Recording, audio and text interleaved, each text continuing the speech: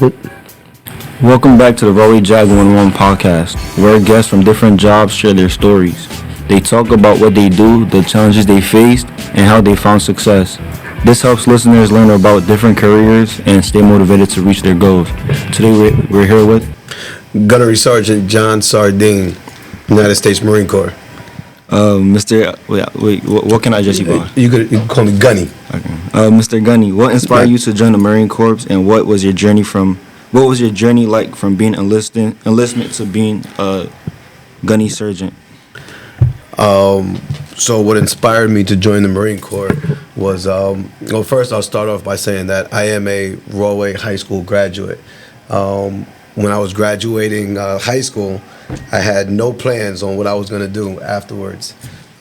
Fortunately, I was approached by a recruiter, and long story short, he got me into the office and screened me out to join the Marine Corps, and I accepted.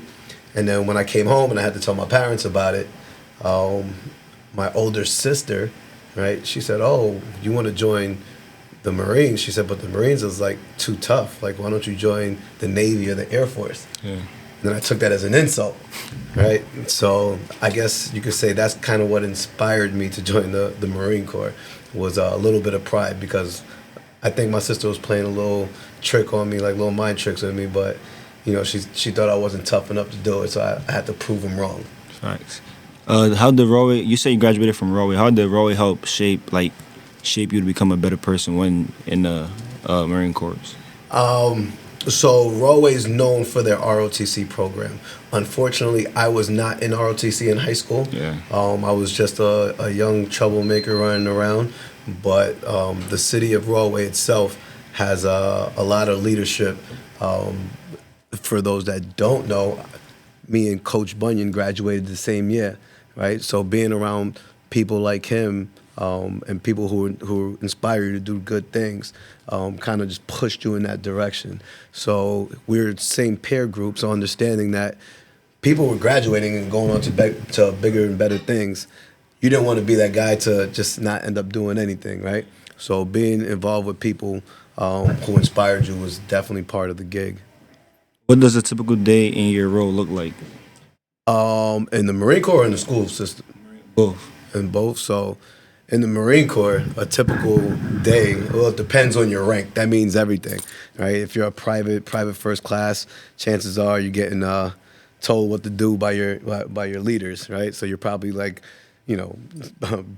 scrubbing the decks and mopping the floors and throwing out trash and doing whatever they tell you to do. But as you grow in rank and you assume leadership positions, now you start getting into the managerial role and supervising younger kids that are 18, 19, 20 years old. What kind of training do recruits go through, and what should students expect? So students that graduate high school and go to boot camp, for Marine Corps specifically, each service boot camp is different. But kids graduate high school, they go to 13 weeks of boot camp training, and what they do all types of physical and mental preparation, right? So the drill instructor's job is to break that high school student down mentally, trying to break him so he quits, and then before he gets to that quitting point, build him back up into a Marine.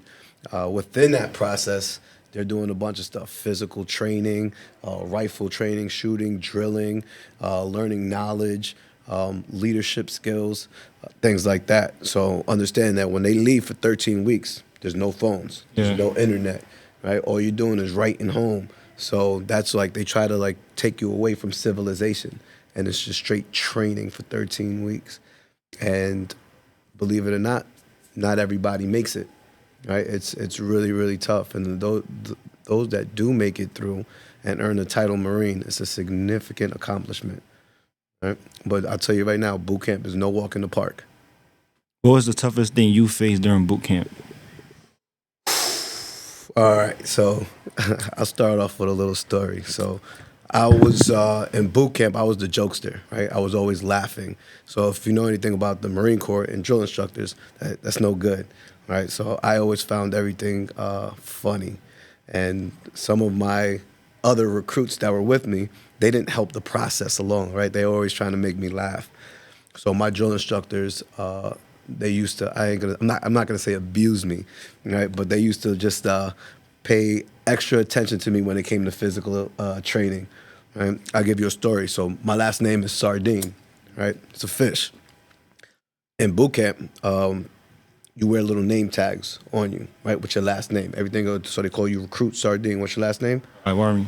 How you say it? Iwami. Iwami? Yeah. They'll call you Recruit Iwami, right? So when you get to boot camp, they introduce you to this section. It's called the quarter deck, right? That's where if you mess up, they take you to the quarter deck and you do jumping jacks, push-ups, but at a high intense rate, and they'll smoke you and then they'll send you back into training, right?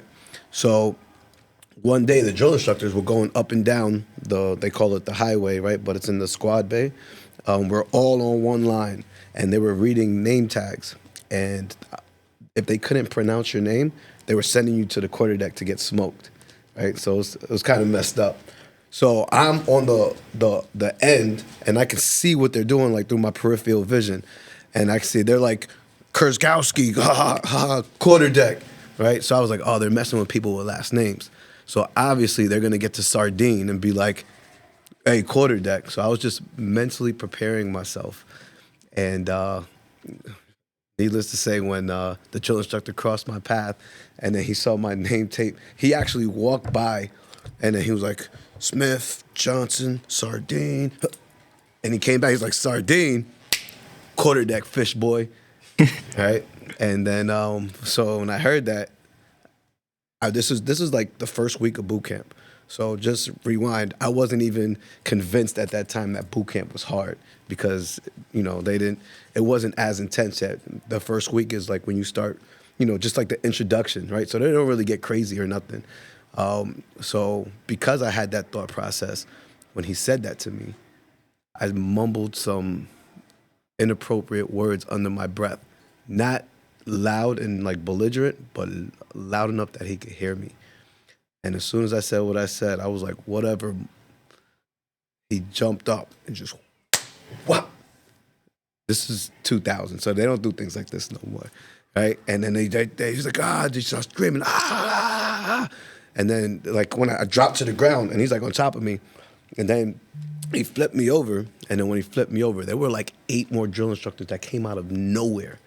And they picked me up, all of them, feet, hands, back, and they just drugged me to the quarter deck. And the next thing I know, I had like 8 drill instructors, scream, jump, ah. And I was like, what the? It was such like, I didn't even know what to do. I couldn't even think. And I was probably looking crazy. I was just moving all over the place. And then out of nowhere, this godly voice just comes out, the senior drill instructor, who's like the main drill instructor in charge. He's like, go away. And then he went, all the drill instructors just instantly stopped screaming and just disappeared. And I'm just sitting there on the floor like, what just happened? And needless to say, the senior drill instructor called me in. He was like, hey, listen, don't disrespect none of my drill instructors, right? He said, what you just witnessed right there was like at a 5. He's like, I know you from New York, New Jersey. So we're in South Carolina. He's like, people from up north, they come down with the attitudes thinking that, this is New York. He's like, it's not New York, all right? So you better get your stuff together and start playing by the rules. After that, I was trying to walk a fine line, but I already made a reputation for myself. So that was the first week. Still had 3 months left. After that, they messed with me every day. Let's just say I left boot camp very, very strong. What are some major lessons that boot camp taught you?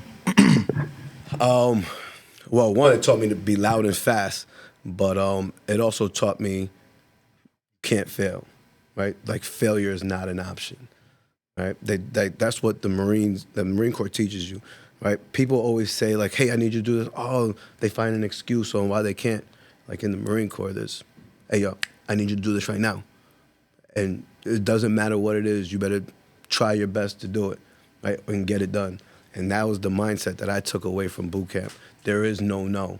It's, roger that, I'll get it done. And if I can't do it, I'll find a way how to do it, right? How does Marine Corps life affect personal and family life? Big time, right? In the Marine Corps, you get stationed all over the world. So if you married, kids, if you're not married, kids, you got a girlfriend, she back here in Jersey, you take off, you get stationed in California. You got to think about that relationship, right? Long distance relationship. If you're married, you could bring your family with you, of course. But when you're a Marine 24/7, right? You're on call 24/7. So that could definitely have some impact on a family life. When you deploy, right? I've been to Iraq, I've been to Afghanistan.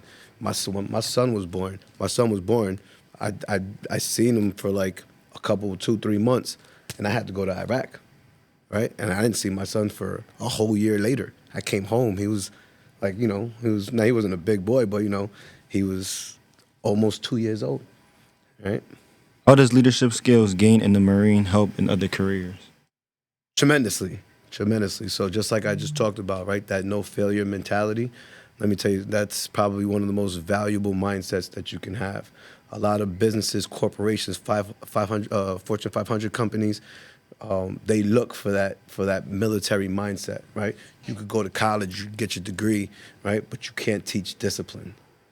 You know what I'm saying? You have to, you gotta prepare yourself for that. What financial benefits come with serving? Tons of financial benefits, right? You get housing allowance, you get your paycheck. Financial stability is a huge thing in the military period. You're guaranteed the first and 15th of paycheck. You get extra stipend money for groceries. For if you got an apartment, they'll pay for your apartment.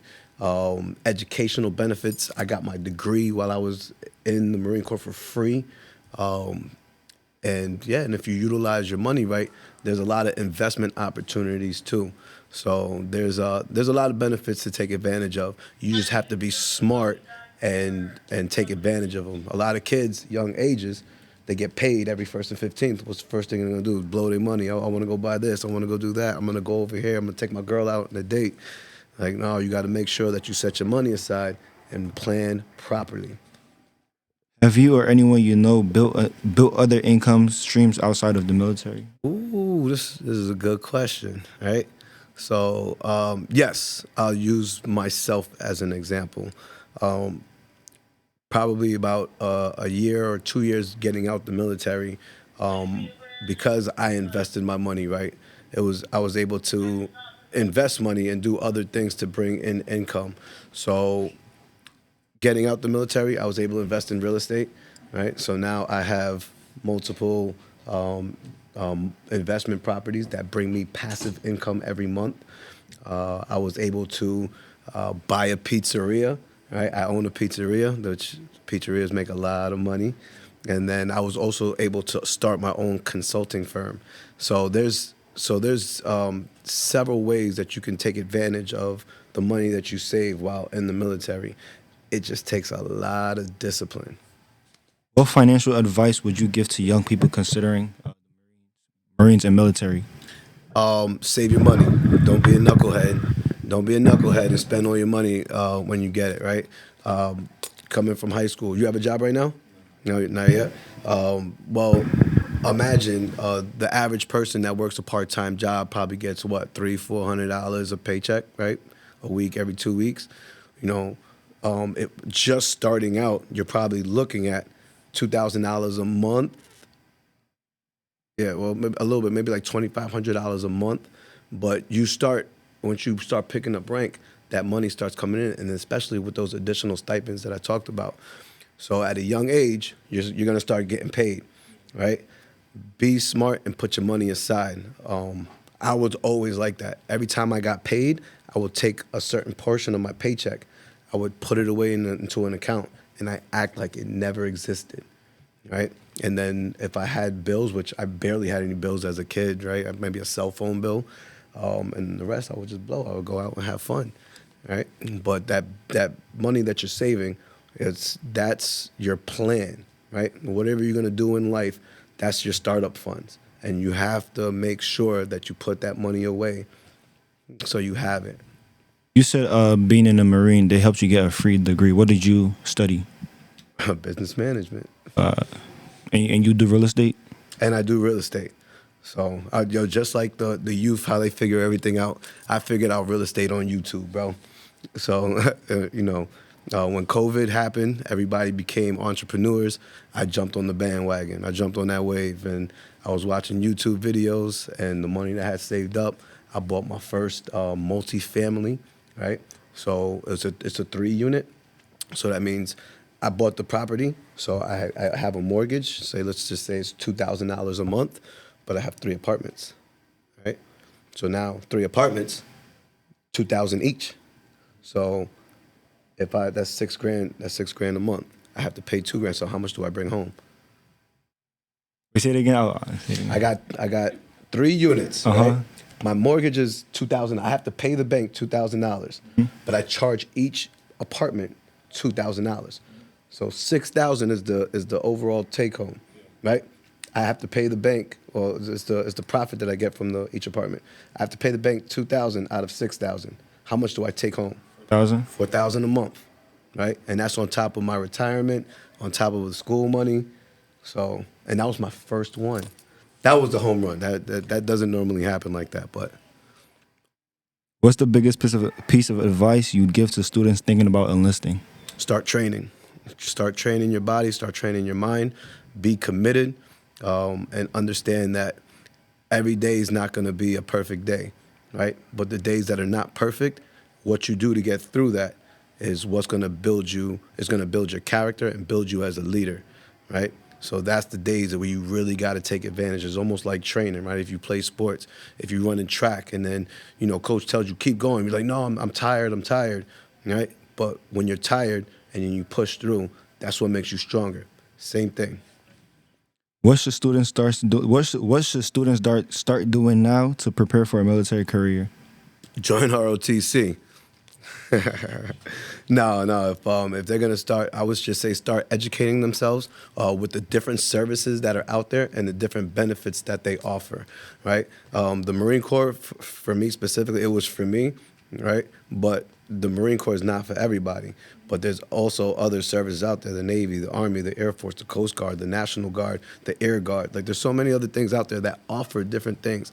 So my advice to people is just start training yourself physically and mentally, and then start educating yourself on the different services and what they offer. What's one thing you wish before starting the journey?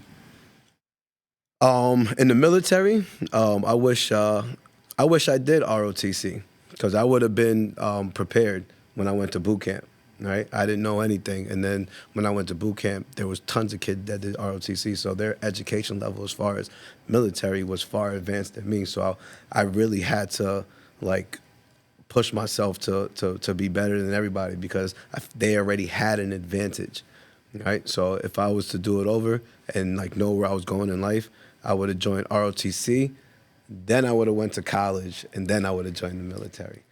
You say you were stationed in Afghanistan and Iraq. Yes, sir. What helped push you through those situations, and what also helped you push through having to be separated from your newborn baby? Oh, that's a good question. I actually got goosebumps, bro. My son helped me get through everything, right?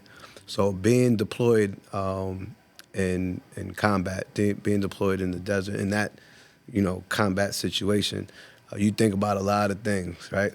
People deploy and they don't come home, right? So you have to have some type of motivator to get you through, right? So for me, it was my son and my family back home. I already knew in my brain that I was going to do whatever I had to do to get back home. Sir. Was upon being deployed, was there any problems with family and stuff? I mean, besides them missing me, not really. Right? They understood the job, right? And they, before I was with, my son's mother and my family members, they knew when I signed up what I signed up for and what could possibly happen. So it was no surprise. They were pretty good troops about it. You said during the start, when you brought the topic to your sister, she doubted you. Has her mindset changed now? Oh, yeah, I'm the man now, bro. Come on, she knows that. Matter of fact, if she sees this, I'm still here. Nah. Well, I think that's all for today. But thank you for coming up on the podcast and telling us about your journey and stuff. You just persuaded me to, joining the Marine, because I want to do business management too, and being able to know that I could get a free degree instead of paying for college and First of all, I'm bettering myself, bettering my mindset. I have a better chance at getting a job, and I'm getting a free degree. It's like, Yep, absolutely. It's a win-win. It's a win-win, and there's so many opportunities out there, and people don't know, right? People already adopt the mindset like, oh, no, I'm not joining the military. That's not for me. That's not for me. But I'm telling you, if you think about the big picture, right, there's so many things you could take advantage of that's going to set you up for success in life.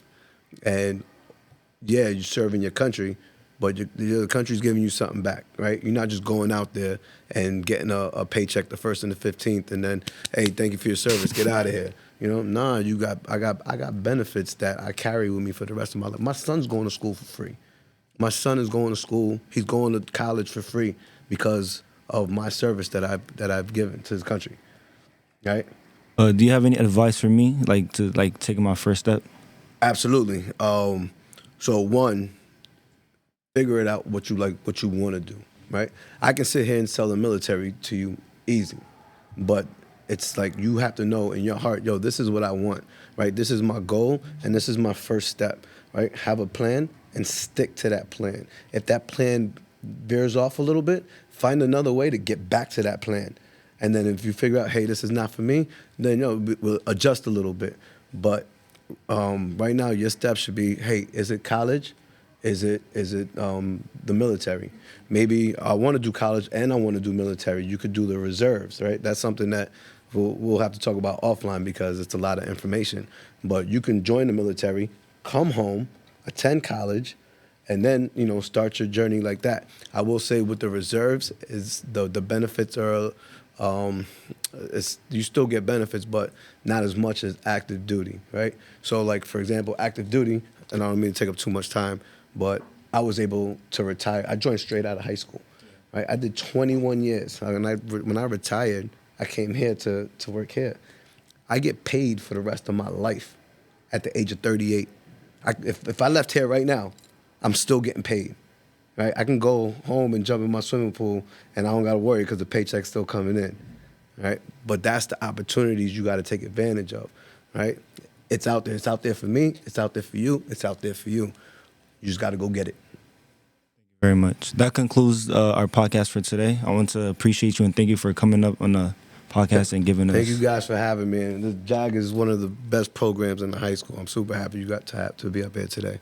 Thank you. All right.